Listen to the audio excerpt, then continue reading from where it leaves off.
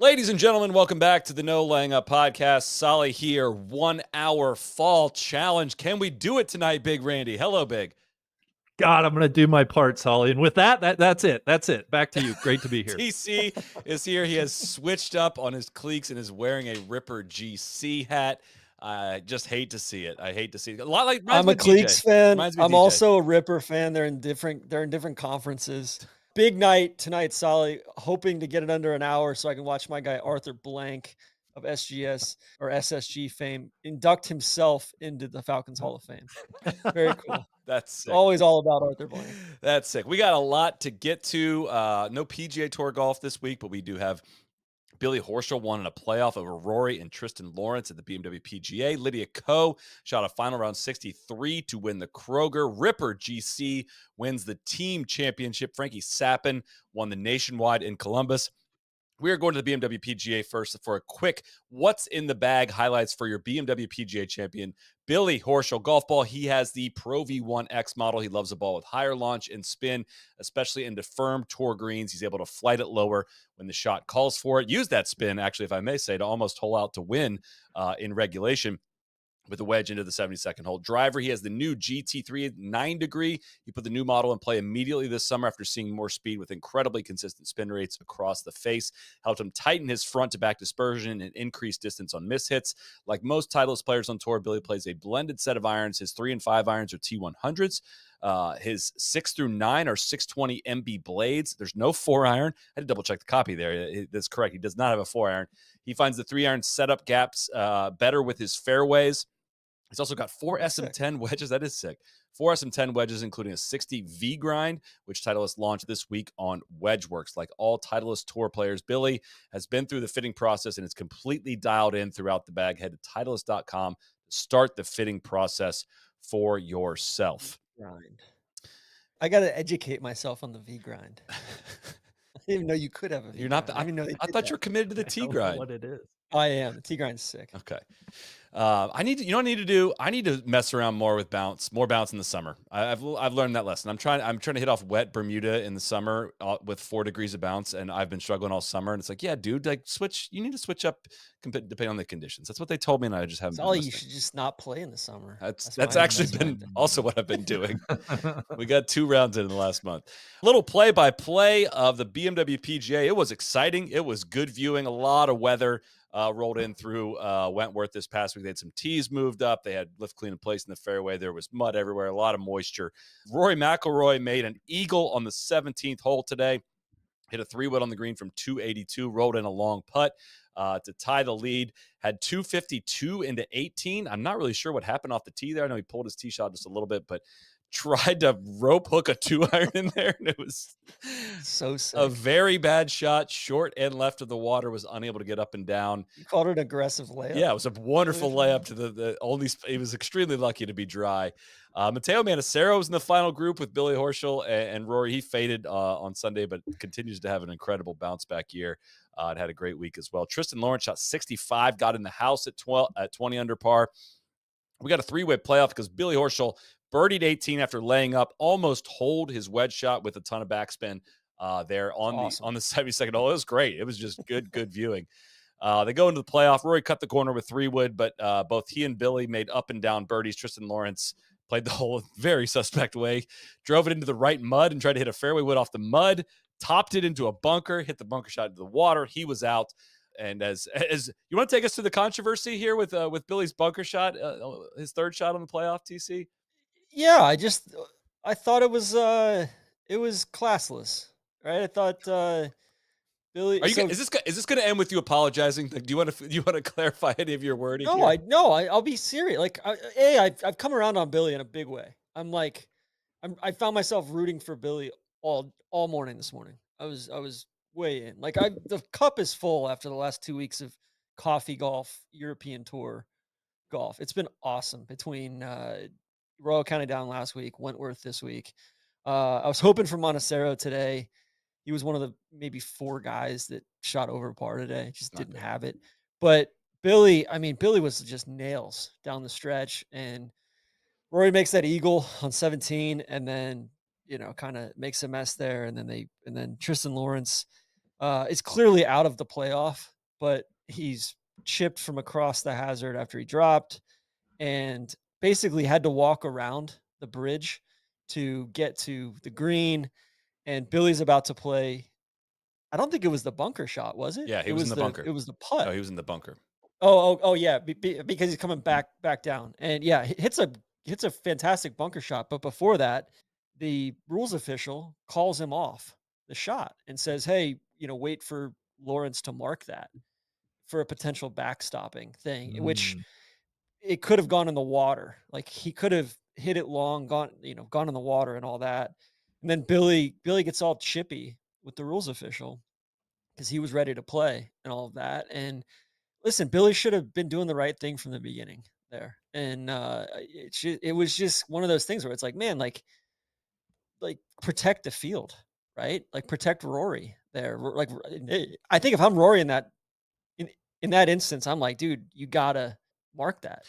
Like you gotta wait for him to mark that, I think, right? yeah, I think Billy's point. I agree. I think Billy's point was just like they could have rules official could have been ready and waiting to go do that, right? If it was going to be a priority to do that, knowing Lawrence was going to have to go all the way around, like waiting until Billy got over the shot was, I think, the part he was just annoyed with. Of like, you could Yeah. even if I'm in my process, you can signal, "Hey, Billy, I'm going to go mark this really quick." Like, and I agree, Billy shouldn't hit the shot before it gets marked anyways. He should But have done that. maybe the rules officials deferring to the players of like, hey, are you guys gonna handle this on your own? And Yeah, I'm only gonna step in if you yeah. don't handle it on your own. And then Billy, shakes the rules official's hand, doesn't look him in the eye afterwards. It's just kind of the whole thing was just kind of I don't know. I hate that we're even talking about this because it was a brilliant win from Billy.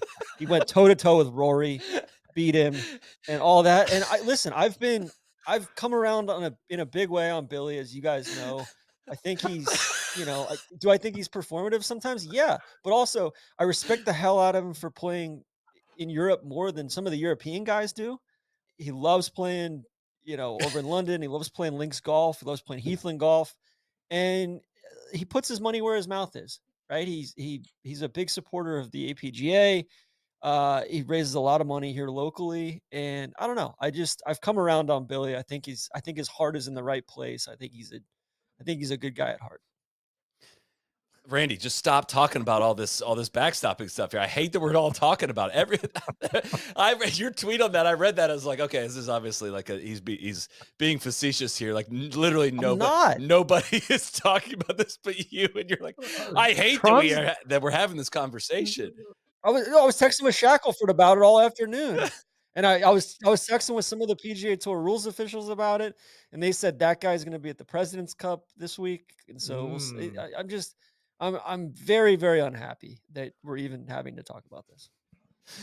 Big win for Billy. He was I mean, he was almost a little like, I don't know, apprehensive or shy in his celebration in his press conference because he felt bad that he'd beaten Rory. I was kind of like, man, I mean, Rory's got plenty of these things. Enjoy this, dude. This is your second BMW PGA. You just stared him down and beat him. Like I was kind of surprised by his muted reaction, I guess. But I echo your sentiment on how much he cares about the DP World Tour and how much he actually goes and supports it. It's always kind of been a confusing one to me.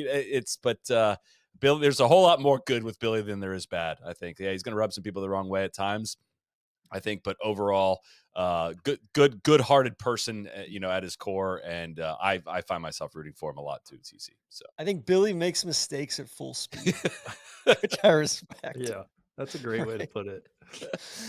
where you at on Billy, Randy? I actually echo Tron. I feel the same way. Billy doesn't. I certainly don't have any animosity to him, and in all sincerity, the stuff he does away from the course seems to be really good, and that's wonderful. I think he's an interesting guy to watch play golf. He's twitchy. He's got a short fuse sometimes, and so for that, I like him. He does not bother me.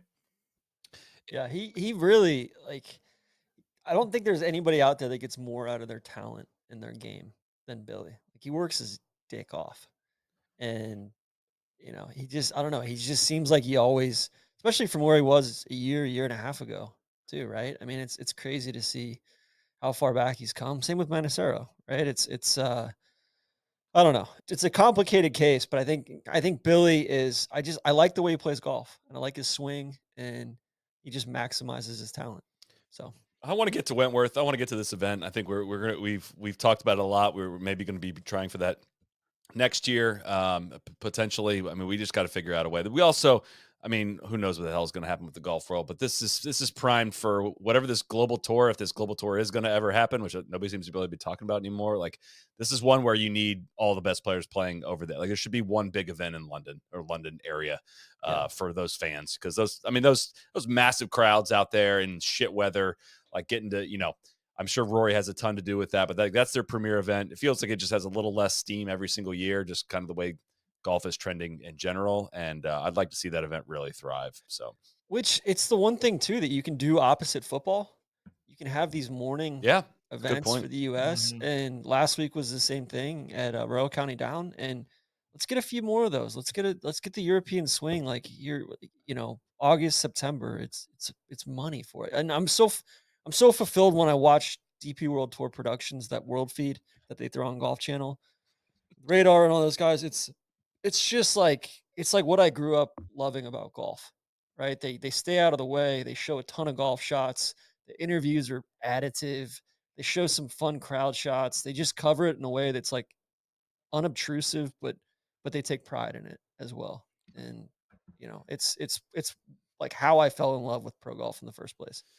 And you got to just love what NBC will tack onto it, and nothing better than the ticker at the bottom, where they cut off almost all of Billy's entire lower body at one point when he's hitting his approach shot into the final hole. It's hard to give this little of a shit about your product, like to be able to show to cover up all of the golf ball, half of the golf club, and and pretty much all of Billy Horschel's lower body by the ticker, and nobody just say like, "Hey, maybe we should like reframe that, recrop that, or maybe not put the ticker up." While we have somebody, somebody up there like that, but they refuse to do that. So, Solly, I'll say one more thing about Wentworth. For as many times as they've redone that 18th hole, I think it's really cool that it demands two radically different shots. You got to hit that big cut off the tee, or like Rory was kind of playing with fire there in the playoff, and then you got to hit a big towering draw into that pin, that it's back left pin with the creek kind of running front right to back left. it's a really interesting par five because it's not. I mean, Billy had the advantage over Rory on that hole Yeah, because it fit driver really well for Billy, and Rory had to hit 3-wood so Billy could hit it past him on that line, cutting that right corner. And even then, it's a huge. I mean, how much do you want to take off with that next shot? It's just to ask some pretty specific questions on that rather than just being a pure, bomb and gouge par five. I think it's not like a perfect golf hole, but pro golf, that's a really freaking fun hole to watch. So. yeah. I mean, and then I would say Tristan Lawrence shot 65-65 on the weekend. Didn't win. He's up to second in the race to Dubai, which I know you're a big race to Dubai guy, Solly. For sure. Who's leading? So Rory? Rory's leading, correct. That makes Yeah. sense. Aaron Rye played well, T4. I'm gonna give a shout out to Matthew Baldwin too, journeyman Challenge Tour player. I think he started the year somewhat outside the 800 in the world. He's had a really solid year. He birdied the last to finish T4. He held the 36 hole lead. The headlines are all they're calling him the former Amazon delivery driver. Kind of that made for the casual golf fan story, but a huge shout out to him for a massive finish. That birdie at the last was, I'm sure, worth a ton of money as well. So Yeah. congratulations to him. Big Bob had a great eagle earlier in the week that DP World Tour highlighted. Foxy had a great eagle as well. I know both those infuriated you, Solly. Eddie Pepperell had a good If week. anybody The Bullet, Marcus notices Armitage. TC lashing out, I've won the fantasy baseball championship this week, and TC is really coping very, very. It's not coping well, so he just got to continue to find stuff to lash out about. So probably won't be the last instance on. You haven't won it yet, Solly. It's the precincts are reporting. I think we're. I'm many, many, many scoring errors away from that being the only thing that could possibly jinx it. So. More on that later. All protein bars generally taste the same, but not One Bars. One made protein bars that are actually delicious with Reese's and Hershey's. Only one Reese's Peanut Butter Lovers protein bar is made with Reese's Peanut Butter. Only one Hershey's Cookies and Cream protein bar is made with Hershey's Cookie Bits. Each co-branded bar delivers 18 grams of protein and 3 grams of sugar. One has other delicious flavors like birthday cake, maple glazed donut, and blueberry cobbler, which contain 20 grams of protein and 1 gram of sugar. One bar is the perfect protein bar to get you through your busy day. Whether you need a quick pickup between meetings or need some fuel to power you through your workout, One bars are the perfect treat. Find all One bars at a retailer near you or Amazon.com. Is our guy Rory having a bit of trouble finishing tournaments? Soly, can I ask you about that? What's He's on like a Tommy-esque run here, right? anything to be worried about, or is this just coincidence? Randy, it's like the least interesting thing you could. I mean, sure, it's be really easy to get excited. No. I'm You're not. right. I'm not pushing I know, any narrative. but like, I would never do that. how can you get mad about a couple runner out? Like, how could you truly be like, yeah, he can't beat every single person in these fields. He was plus 550 to win this week. Loses in a playoff to Billy. Loses to an eagle. If I may say, we didn't even mention that Billy eagled the second playoff hole. Like made a 30-foot yeah, bomb. made a bomb to win it, or else they're going back to the tee and going to go do it again.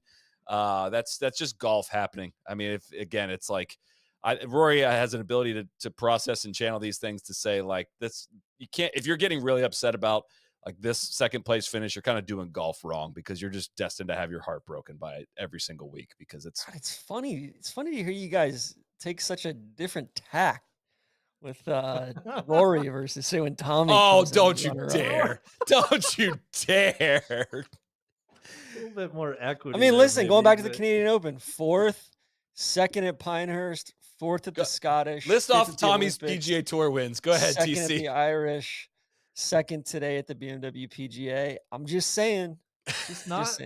Just not hitting those shots down the stretch that we need to, it seems like.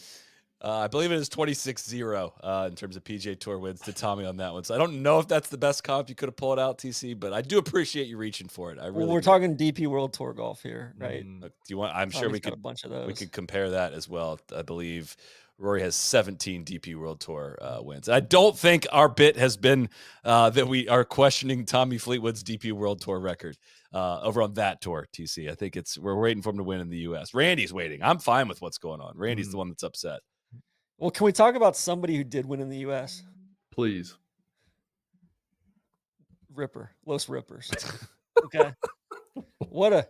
Guys, Merido looked awful. I have no desire to ever step foot there. It looks just horrific.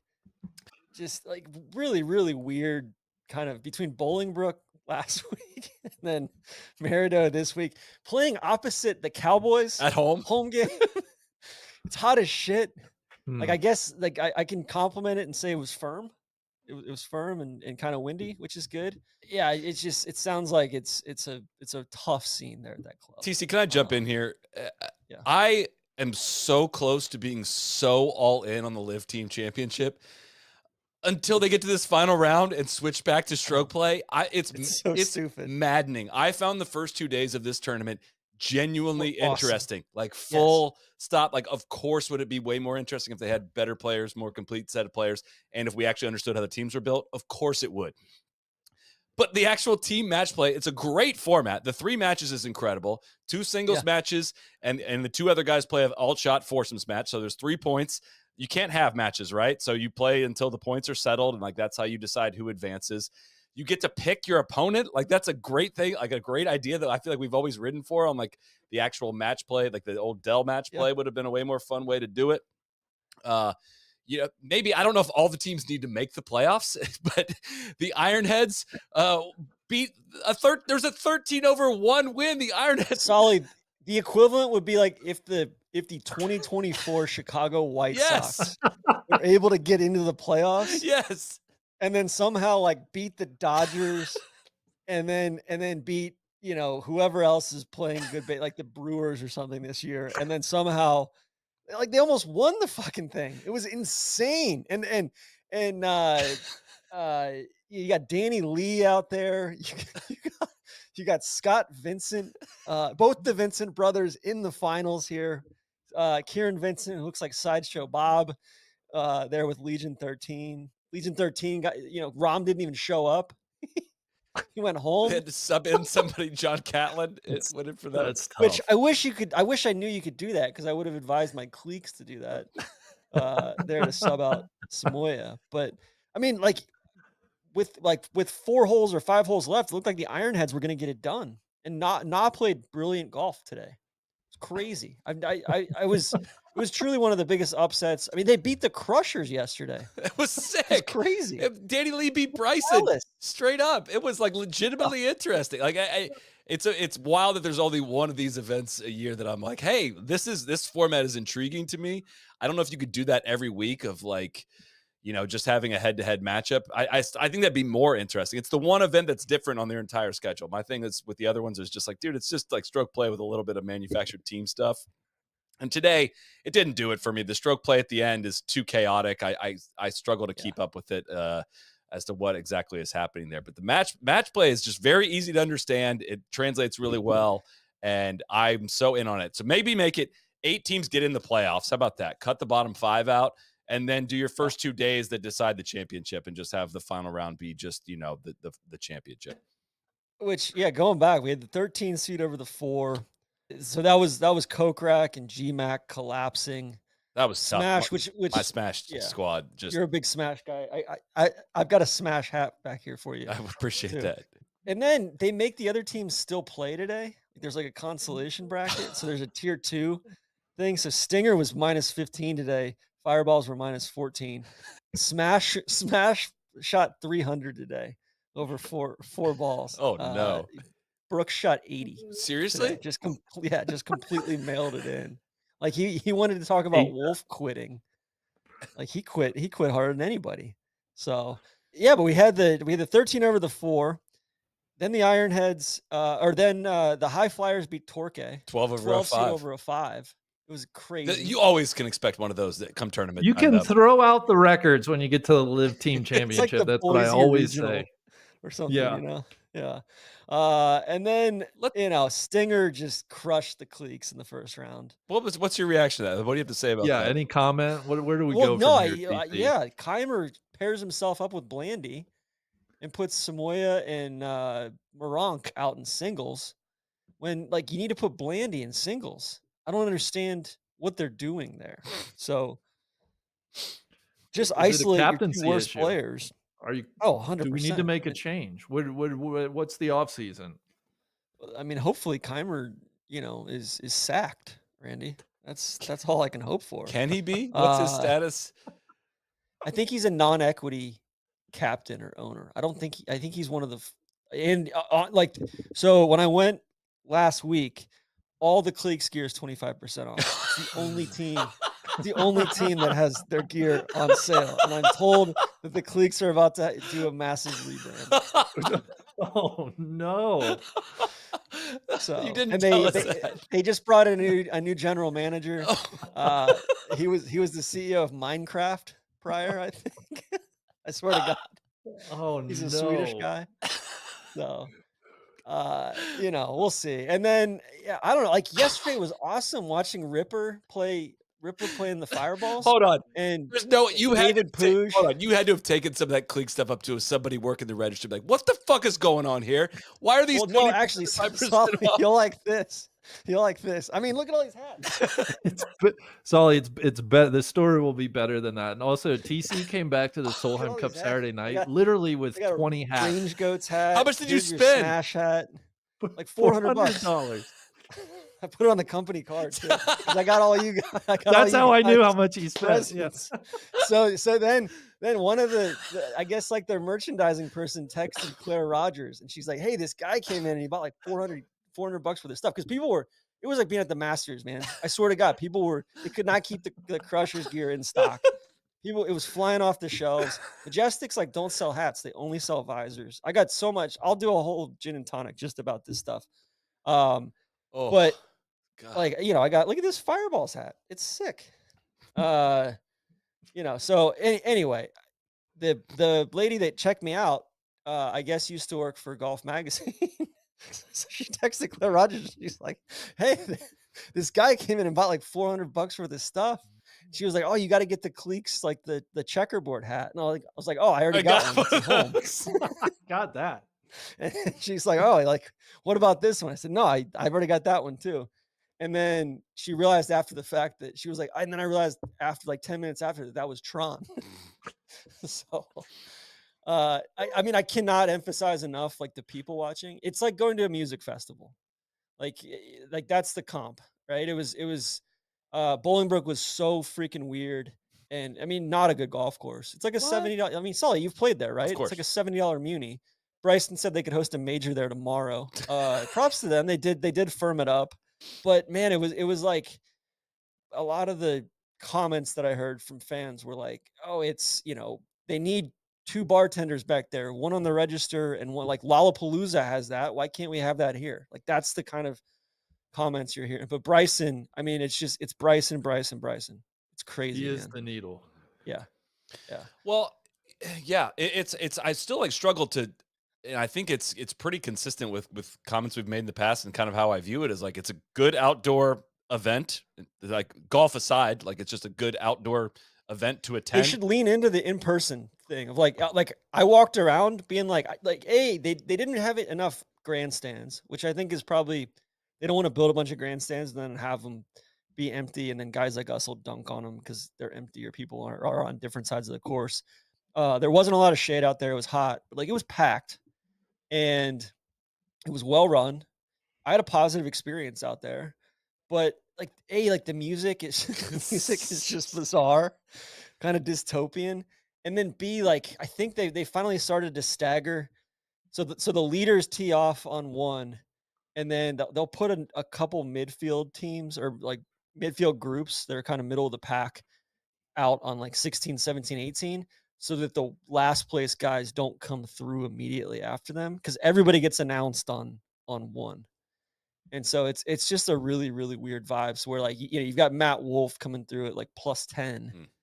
and they're announcing him or Mickelson or like but like the two guys, Mickelson and Bryson were the two that were like the most into it the entire day. They were just completely locked in performance art. It was really, really interesting to watch. I was gonna say like it's wild to me that like Bryson can have 1.5 million YouTube subscribers now, is one of my favorite players to watch, is interested. He's the needle when you go there in person, all that. And 89,000 people watched the final round of the individual championship on the CW. I know 1.4 trillion are watching it on the app. I get that. I'm sure of all that, but like it still just like speaks to the massive whiff that unnecessary. Yeah. Still nobody's asking for this thing other than like, yeah, when they put up the event near you and it sounds like a great time to go and attend it. It wasn't worth from a macro perspective upside of the entire golf world for it because man, that should translate. If Bryson is that big of a needle, if Rahm's that big of a deal, there's no fucking way you can have under 100,000 people watching that golf tournament. That's like Yeah. unfathomable, truly. Oh, totally. And I will say too, it was so freaking jarring to see them stage the carts for the shotgun. And just to see like John Rahm riding on the back of a cart out to his starting hole. How do they know when to start? Is there like a countdown? Is there a I think buzzer? they just go out and They just they go. should do like a cannon or something. But no, Yeah. they just kind of start. Yeah. Okay. Um, but yeah, I don't know. It was, and I do think they're sacrificing. It's like I think they need to go one way or the other. Truly make it like I guess Friday was a big deal because Cascade was playing. I don't really know who Cascade is. The DJ Cascade. Like basically make it a huge on-site music festival thing all 3 days. Was there no concert Or Saturday? I don't think there was any concert on Saturday. It just kind of wrapped up, and then I went to the airport. And yeah, I don't know. It was just very much a like it's just weird today. Even like you're watching it, and you got Sheck West, Mo Bamba, or Travis Scott playing in the background of it's like, what are we doing here? It's just weird. There's typically 2 big build outs, I think. There's, like, the Club 54 thing, and then there's the other thing out on, like, the watering hole thing out on one of the things. The range goats are activating like crazy too. They have so many The petting they have zoo. their own like, they have a petting Petting zoo on zoo. site, and then they have different stuff out. That's so Oh, awesome. So ridiculous. so Uh, listen, I'll have a whole write up as far as what my predictions are for the off season and all of that. But according to Mickelson, guys are still beating down the door. yeah, and he wouldn't share any more details on that, obviously. But Mickelson's glasses this week were were a Did you lot. see his hair too? Yeah. Guy got after it with a spoon. I think I'm done trying to predict any of this stuff. TC, where do you think this goes, like, from here in the short term? Like, whose contract's expiring? There's this relegation aspect of it, but like, you're not automatically relegated. You can still be selected for a team, so it's not very, very cutthroat, and it's still definitely not like qualifying. So the OWGR situation's not changing. It just seems like they're in an even more lame duck situation than the PGA Tour is, which seems like a mega lame duck Yeah. situation. And I just like can't picture like where this goes, even in the short term, much less the long term. I can't either. I mean, no idea. Maybe they throw. Maybe I think that, like they've got an event in Japan again. I think they've announced the first 4 events of the year. Next year they've got an event in Japan this coming year. So maybe they try to throw a bunch of money at Hideki again. And there's rumors. There's rumored to be another squad joining the ranks, bring it to 14. Um, That'd make a lot of sense. like A that's J a like that. Like Japanese that to team. me is like why how they haven't captured the Korean market The Yeah. Ironheads yet. Of aren't like capturing it. what's The that? Yeah, yeah, Irons. right. It's like get some of the good Korean guys. Like that's. I mean, I guess I can't say that after this weekend, after all that. But I don't know. It's just, yeah, it seems like they're you know a mile wide and an inch deep kind of thing, and it's like they need to lean into, hey, go to like when they go to good venues, like I thought the one at um,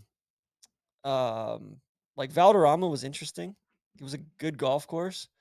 I think when they've gone to good venues, like the Greenbrier, I enjoyed that one. I watched I had a second screen going when the PGA Tour was on too. And I think the other thing too is Soly, like everybody's losing, Yes, right? Like that's that's where, what sucks. like there was a thing about the Procore or whatever the Napa event's called now, like 69 or 69,000. 70,000 people watching. That's down like 70% year over That seemed year. like an error that's so low. Like Thursday, like Crazy. bullshit fall events get higher than that. Like I don't even understand how you get 69,000 on Golf Channel. Like that's special. That's like infomercial stuff. Yes. I can't even begin to explain that. I mean, there's such a It's like Randy's My Pillow. there's like a built-in floor with the PGA Tour that like I've never seen them burst that low. But like it is just all the way back to the beginning of what the issues we've had here is like, dude, this is not going to end well. Like, and it's not going well for anybody. Everybody's just losing. It sucks. Yeah, and I Well, can't imagine the President's Cup ratings are going to be great this week. God no. You kidding me? It's what'd you guys make of Andrew Wasserman on site in Dallas? Big TC, I know Tex? you had to like Andrew his fit. Waterman. Come on. Waterman. Yeah. Dang it. Yeah. Dang it. Oh, Big Tex Andrew and Wasserman. cowboy hat. That's Yasser He was, Albermine. he was playing out at Fields Ranch this week. He rocked up there playing. Just fascinating, Maybe he stopped by Dude Perfect headquarters there in Frisco as well. Like the golf world is contingent on like this guy like saving face with his bosses pretty much. Like they just like are going to keep throwing money at this to avoid the embarrassment of shutting it down and like just be in limbo forever. Like there's no like justifiable reason otherwise to keep LIV going, and they're just going to keep doing it. And I'm curious if there's going to be another round of recruiting. I'm done like betting against that at this point. I mean, if the PGA Tour thinks they can just wait them out and the Saudis won't keep spending in recruiting players, I think I would not be willing to place that bet if I was the PGA Tour. They lost that with Rahm already. I do wonder if the SSG situation, like with Hideki, with the equity that he would have in PGA Tour Enterprises, does that help offset any cash that would come from LIV on that? And like, I think the jig is, nobody's going to make the same mistake Rahm made, which is thinking you could get the money and help solve this thing, because I think everybody's pretty wise to the situation now of like DOJ, any more competitive behavior in this is going to, they might already be, it sounds like they're already fucked on this front of like, this is like any merger between these two is going to be anti-competitive.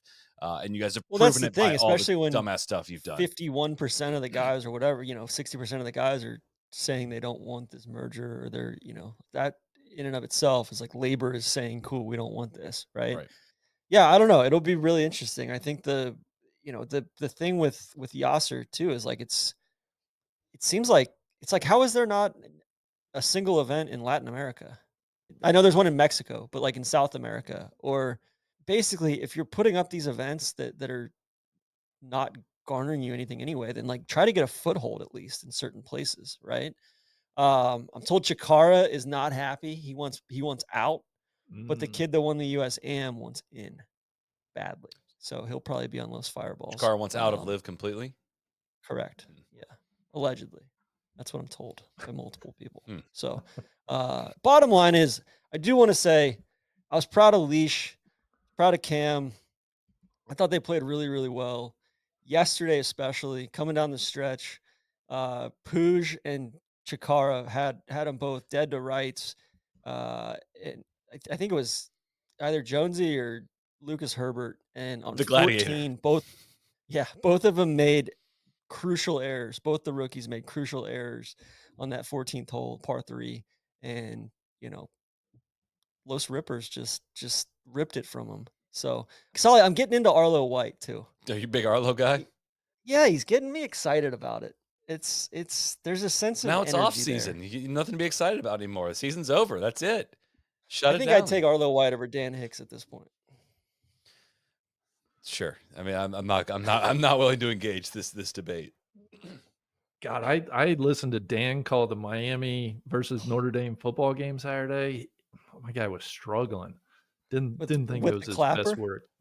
Yeah, the clapper. That's on the clapper. The clapper's going to drag you down. Dan It's an upgrade over Jack Collinsworth last year, Randy. Like first downs, down and distance. It was tough. What a bad football game that was. Anyway, back to our regularly scheduled programming. Let's get to some LPGA. Before we do that, I want to give a shout out to our friends at Mizuho. Mizuho Americas is part of Mizuho Financial Group, the 15th largest bank in the world. Mizuho Americas is a corporate and investment bank serving corporate and institutional clients. They advise and fund businesses looking to go public, raise money, expand operations, or connect with large investors. They also help finance large infrastructure projects that promote civic improvement. While you may not know the name Mizuho, you know the name Mizuho if you listen to this podcast. You do. You likely know the name of the many name brand companies they have helped or the projects they have funded along the way. It's a name worth knowing. They're, of course, the title sponsor of the Mizuho Americas Open. 2 years running at Liberty National. They're doing some great things in golf, specifically in the women's game. Supporting a lot of our LPGA content as well. Increasing purse sizes, covering player accommodations. We just want to give a shout out to the companies that are supporting the women's game. So big shout out to Mizuho. For more information, visit MizuhoAmericas.com. Speaking of supporting the women's game, Big Randy, take us to the Kroger Queen City Championship. I was going to mess it up. With emphasis on Queen City. The real Queen City. I was going to mess it up, so I just figured I'd let you have that one. Thank you, Soly. New venue this year, TPC Rivers Bend, which is up kind of north suburban Cincinnati. Is this the third venue? Second.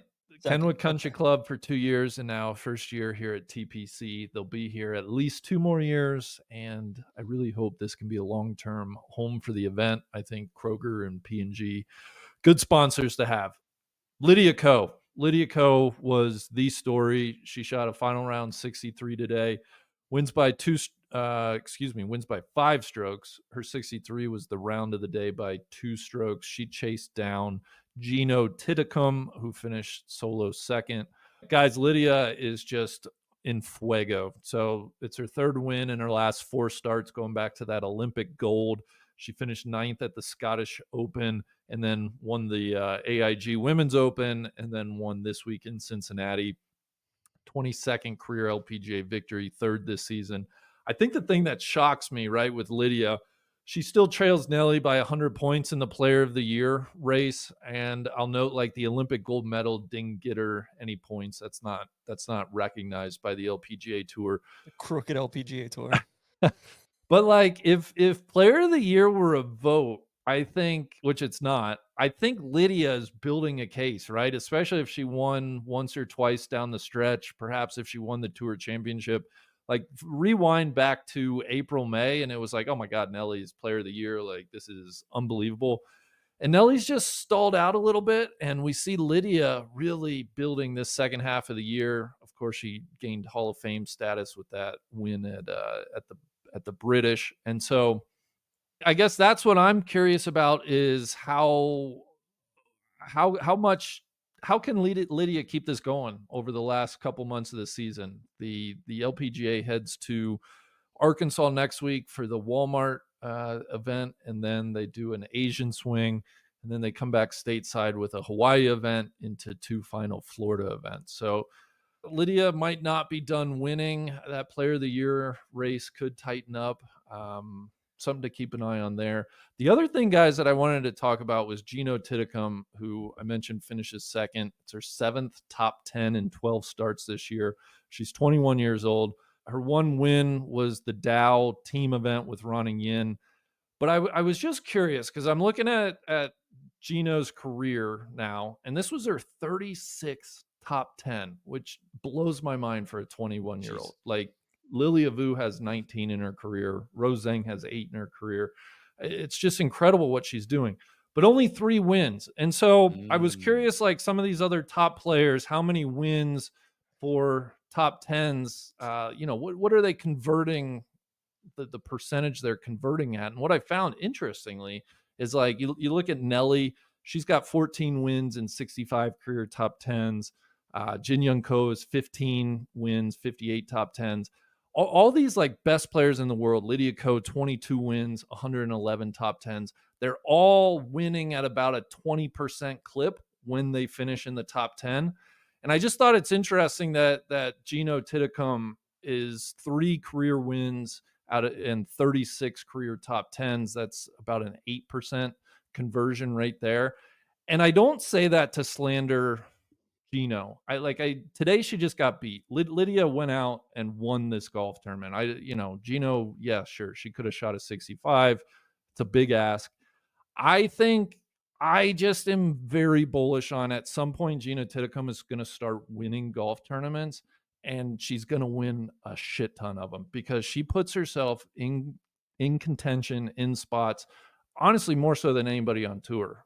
Really including Nelly Korda. Her ability to top 10 on the LPGA is incredible. Sounds like you're talking about Tommy. So I would love to put those up against like Xander prior to this little leap he made the last several months. I might have to do some quote digging on that one, Big.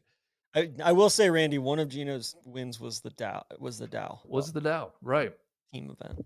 So it's a team event. So you look at Ronning Yin, the 2 other 21-year-olds, right? So let's compare to other 21-year-olds. Ronning Yin, 3 wins, 14 top 10s. That's again about a 21% rate. Of course, Ronning has a Dow team win with Gino, so do with that what you will. And then Rose, she has 2 wins, 8 top 10s. That's a 25% clip. Small sample size, but it just, at some point, I expect Gino to start winning in bunches. And I don't know. She's got all the talent in the world. She was effusive in her praise for Lydia Ko. She talked about after the round, like, honestly, it was such a great experience. Like, I look up to her like a big sister, like a legend. Like, I think Gino was a little bit in awe in this final round. Maybe didn't help her close the deal, but good golf tournament. The weather was hot in Cincy. The course was pretty firm. Some other notable finishes, just real quick, if you'll allow me 5. Yuka Sasso, the U.S. Women's Open champion, she fired a final round 65 to finish 4th. Good to see her up on some leaderboards. She's too talented not to be in contention more often. I feel like Yuka's the opposite of like not getting top 10. I know. Yeah, she'll just pick off a win. Legit forget about her from time to time because she just goes away for a while and then she sneaks and wins a fucking U.S. Women's Open. But yeah, Yuka might be like and she looks like the best player in the world doing it. Yeah. Whereas I feel like Gino is a little bit like Xander was the last few years. I think that's fair. Yeah, I feel like if you like similar game too. If they would play like women's events just at like straight up on a PGA Tour course, PGA Tour setup, 7,000 yards, I feel like Yuka would win like 80% of them. I think that's a big thing, right? Is like there's just I'm all over the LPGA, and I get it. It's tougher because there's a bigger spread or a bigger dispersion between the best player, like the longest players and the shortest players. But I wish they'd set up some of these courses harder because I think they'd have less parity and there'd be more stars, more dominance, and more stars. It's been a great year for that, though. It's hard to argue with what they've gotten out of the less parity and more stars because it's been insane.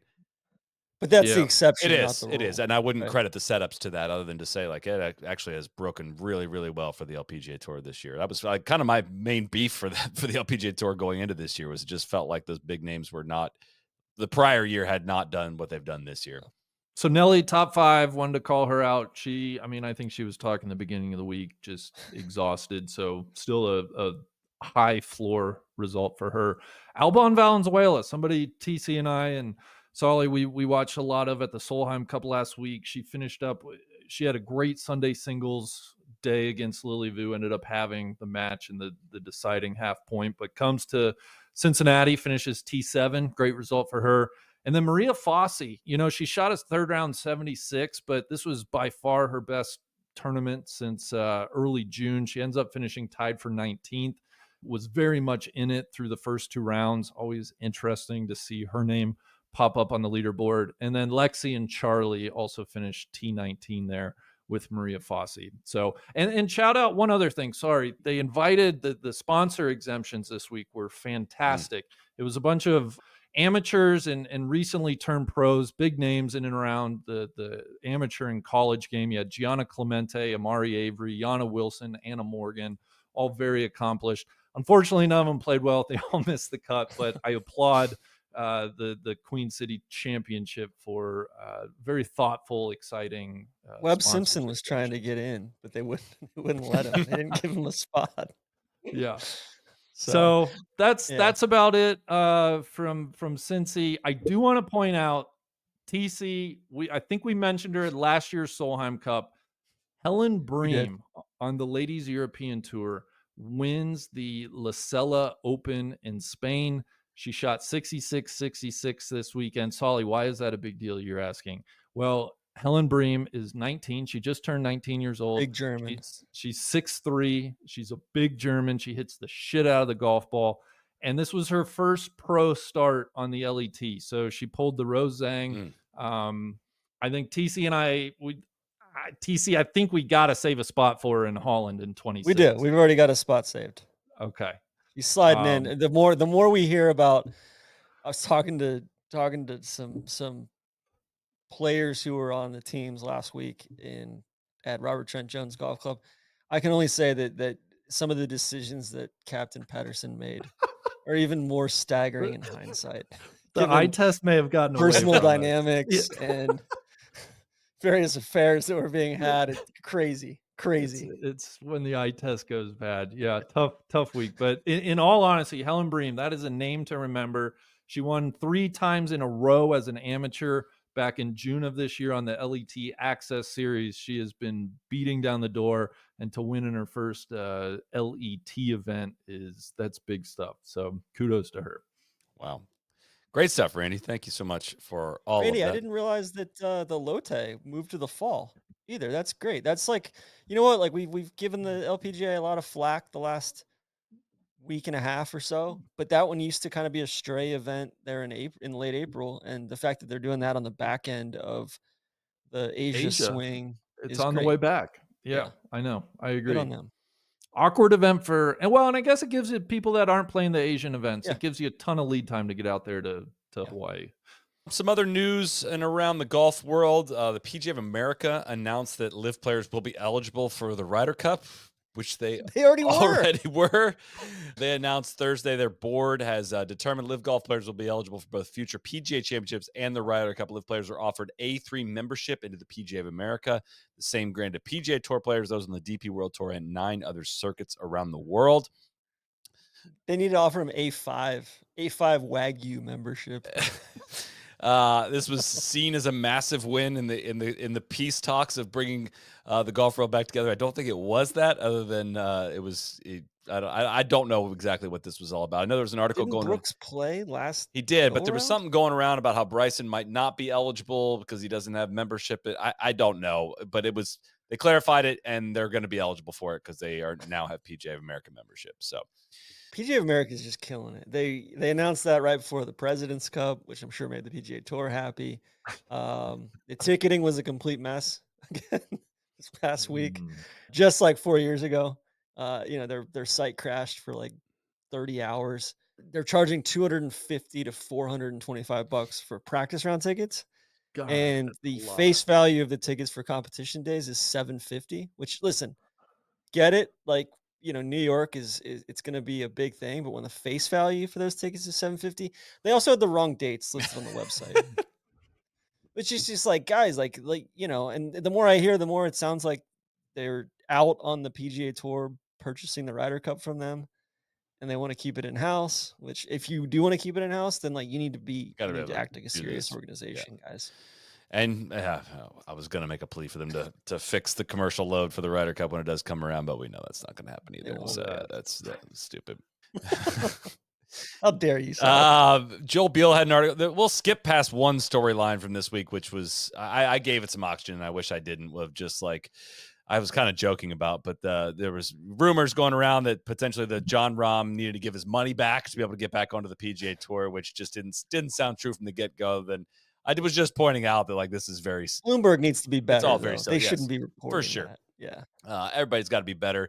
Joel Beal had a good article squashing that and had some sources and some info in there. I'll read you just a little bit of it, but said reports emerged earlier this week that one of the obstacles in the negotiation between the PGA Tour and Saudi Arabia's public investment fund involves the idea of LIV Golf members, specifically Jon Rahm and his supposed $300 million signing bonus, returning the money received from their LIV contracts. That's not the problem. Multiple sources familiar with the talks have told Golf Digest. The real crux is much simpler and more complicated. As a preface, yes, there's a sect of PGA Tour players who would like LIV defectors to inject their financial windfalls into a theoretical unified ecosystem, or hope that this prerequisite keeps LIV players from returning altogether. However, no one involved in the talks with PIF officials seriously believes that will be an option. I would seek out Joel's article on Golf Digest for just kind of more holdups and all of what's going into this. Some guy, kind of going into a person by person basis, like, the issues that we've talked about for many months, almost years now, of like, hey, the 11 dudes that like sued the tour are the biggest problem in all of this, in terms of you got your money, you left, and you just out of spite try to cause harm on the tour that you left behind, is how they're viewing it on the PGA Tour side, and makes it a lot more difficult. Those 11 people are Phil Mickelson, Bryson DeChambeau, Taylor Gooch, Hudson Swafford, Abraham Ancer, Carlos Ortiz, Ian Poulter, Pat Perez, Jason Kokrak, Peter Uihlein, and Matt Jones. Hudson Swafford being one of them just cracks me up. Huddy, come on. He was out at the LIV Chicago event, and they made him wear the blank, like the wild card uniform. Oh, so he's got the aces on the hat, or the Joker on the hat. It was tough. I felt bad for Hud. But no, they still want like penalty, like a lot of, a number of individuals on the tour side still want separate penalties and conditions for these LIV members. Look, that's something that's going to have to get worked out. I don't know what the answer is going to be or should be. That's just another one of these things you point to and be like, dude, things are not close. Like, it's really not close. It's going to be so messy no matter what happens. It's going to leave you with a bad taste in your mouth, just like every single thing in this process has done already. I feel like we just need to go back to the early 90s, mid 90s, early 2000s, when PIF partners with the DP World Tour. Guy Kinning, step up to the plate. Rory, you only want to play 18 to 20 times a year. Cool. You parachute into the PGA Tour. You play 6 times, play 6 times on DP World. And then it's like, I don't know. I just feel like, all right, if the PGA Tour doesn't want to play ball, if LIV's a thing, you got what's the indoor thing? TGL. You got that whole thing that the tour is probably, it's just like, you know what? Guy Kinning, step up to the plate, negotiate something, figure it out.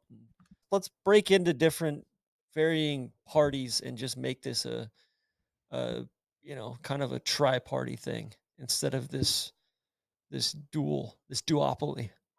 It'd be nice for the DP World Tour just to like go out on their own. Be the global tour. Right? Separate themselves from the PGA Tour. Yeah, that's done nothing for you guys.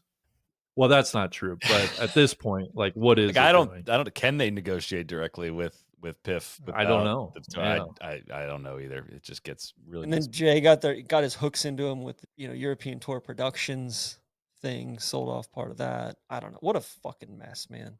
And I just come back to like the reason that headlines like that happen is because Jay Monahan's such a weak leader. Like the Bloomberg thing, anything seems plausible, right? Like the tour. I mean, shit. There was a column in Politico this week about kind of some details about how the tour was funding the 9/11 families' PR campaigns and all of that, and then it was such a bad column, and yet the tour still came out looking awful. Yeah, it was a really, really poorly written column, but yeah, it was. It's just like, man, yeah, cool. Like Jay, you are a certified slime ball, man. It's bad. So it seems like from the Joel Beal piece, like it seems like Bryson is a real sticking point, right? If you kind of cross-reference the 11 players that sued the PGA Tour, and then against like who does the PGA Tour really need back? And in Joel's opinion, it was John Rahm, Brooks Koepka, and Bryson DeChambeau. It's like Bryson's kind of that sticking point in both parties. It I feel like feels like. Mickelson probably is too, like being a lifetime member, Yeah. I think they'd be fine to right? just never let him come. Did he keep his membership? Did Mickelson? I forget if I thought he dropped because he's not listed on the PGA Tour Okay. earnings anymore. I could be wrong there. But Bryson is? I'd have to look. I don't know exactly. I don't remember who kept their membership and who didn't. Okay. But I'd throw Cam and DJ in that group too. I know Joel didn't list them in there as guys that they would love to have back. I think those are I think Cam didn't spit in anybody's face on the way out. no. It's just kind of He like, just hasn't played great hey, since leaving, but I still would want him back. yeah, I would think that he's a totally. easy guy to root for, and he hasn't done anything. Yeah, that Yeah. would Jay's garner that. treated him like absolute garbage. I don't want to leave you in a Yes. bad mood tonight, TC. Come on, we're trying to get I through know this. it's too much positive stuff to talk about. Like Jim Furyk Jim Furyk Furyk. telling Adam Schupak to go fuck himself. Yeah, Jim had some very interesting quotes. We're gonna break this down in a little more deep. We're not gonna spoil any President's Cup preview. We're gonna do a preview show on Monday. It'll be out Monday night into your Tuesday morning. Previewing the 2024 President's Cup. But yeah, I told Schupak to go fuck himself essentially for saying that the internationals needed a win. I talked to Adam a little bit about this today.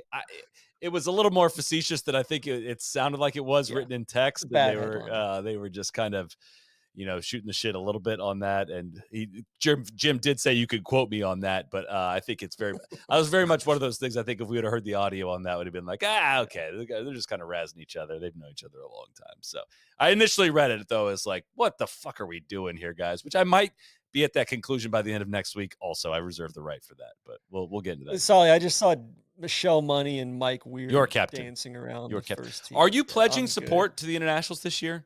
Are you like I straight up? am. No, I'm like Switzerland this year. Okay. I'm just. Listen. I'll be like Sweden. I'm like selling steel to the Axis powers, but I'm not actually in the war. If that makes sense. It does not, but yeah, I'm sure you'll just go with wherever the tides take you this week. So if the internationals win, you'll be stunting, and if they don't, you'll say you. Bottom line is, I want Billy Horschel on the U.S. President's Cup team next year, and I want Billy Horschel to act like Billy Horschel, or on the Ryder Cup team next year. And I want Billy Horschel to act like Billy Horschel, unlike what he did at Quail Hollow. The Masters announced that CBS and Paramount Plus will be adding 2 hours of coverage on Saturday and Sunday morning. Same commercial load, 4 minutes an hour. The CBS broadcast does not come on until whatever time it is on Saturdays and Sundays. You're kind of stuck watching feature group coverage, mastersgroup.com. They're basically, it's very much like what they've done with the Cock over on NBC. I do not have Paramount Plus, by the way, but it sounds like I'm getting it, and I will happily get Paramount Plus. Because it's 4 minutes of commercials an hour. Listen, I'm gonna mount up, all right, and I will do so happily with pride instead of watching feature groups or Amen Corner or whatever. It sounds like it's gonna be the full kind of broadcast, just 2 hours earlier. Yeah. So that's all for that's a happy additional thing. Anything else you're monitoring on the news front, TC?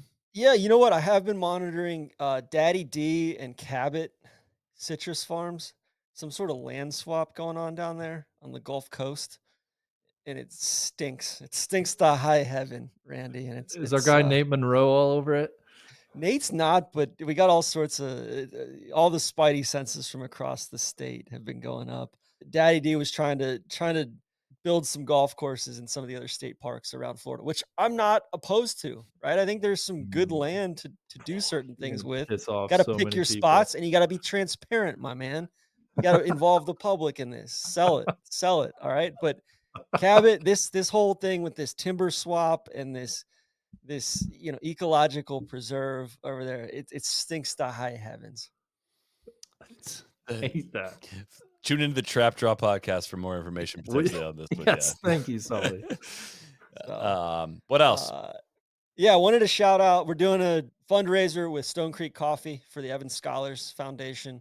Randy, I know you're a big Evans Scholars guy, as am I. Our good friend, your brother-in-law, Goodbar, was an Evans Scholar at Miami, and I don't know. I feel like it's one of the few, that and Youth on Course, probably, and National Links Trust, kind of the three charities we really focus on as far as like when we know we send $1 that way, that dollar gets deployed in a really, really good way. So StoneCreekCoffee.com/no laying up. Coffee's damn good too. It's DJ's local coffee shop, and we are proud to partner with them. And then wanted to just give condolences to the family and colleagues of Ron Green Sr. from the Charlotte Observer, kind of a legend not kind of a legend, a bona fide legend in the golf journalism game. His son, Ron Green Jr., runs Global Golf Post, but Ron Green Sr. was a legend in Charlotte and kind of a ray of positivity. I wish, kind of one of those guys that you wish he was your local columnist when you're growing up. It seemed like, somebody that just came to work every day and tried to be a light for people. So Tommy Tomlinson had a great tribute to him in his newsletter this week. And he's definitely one of the people most responsible for making the Masters into what it is today. Covered 60 consecutive Masters. 60 consecutive Masters. Like it's unfathomable. I need to go back and read some of his Thanksgiving columns too, because I guess he just did this big Thanksgiving column with all the stuff that he was thankful for. So like the guy in my local paper was Furman Bisher in the AJC, and Ron Green Sr. sounded like that in Charlotte as well. And it sounded like he could have been the most, like he was the most successful guy at that paper and could have been the most, arrogant or whatever. And he was the most humble, kind of empathetic guy there. So condolences to his family and a life well lived. Amen. All right, that is going to do it, Randy. We almost did it. We're at 1 hour and 3 minutes in this recording. With edits, who knows? It might have gone down to an hour. We were really close. I'm proud of us. I had to mention Helen Brigham. It would have been malpractice not to. I'm proud of all of us. I'd be remiss before we roll out and preview this next week. I do want to congratulate TC on a 3rd place finish in the Live Under War Fantasy Baseball League. I know how much that meant to you. Numbers, Tell him about he's done nothing but update us all week on how great his fantasy baseball numbers have been this past week. He did not make the championship game, unfortunately, but that did not stop him from blowing up our chat all week long. I set records. About 24 home runs and 19 stolen bases this week in the consolation match against KBB. That's so many. That is so He many. did trade away all of his draft picks for next year. It is going to be a very interesting thing to follow. But Max Homa, of course, for those who are curious, did finish 10th and does owe me an additional $100, which I'll be using, I think, to buy a trophy that we're going to be passing around for this league. So, that's fun. Yeah, it was an absolute thrill. Now I'm on to fantasy football, which has been a disaster to start this year. So it's going to be very tough. Ask TC about his team. Eat my team.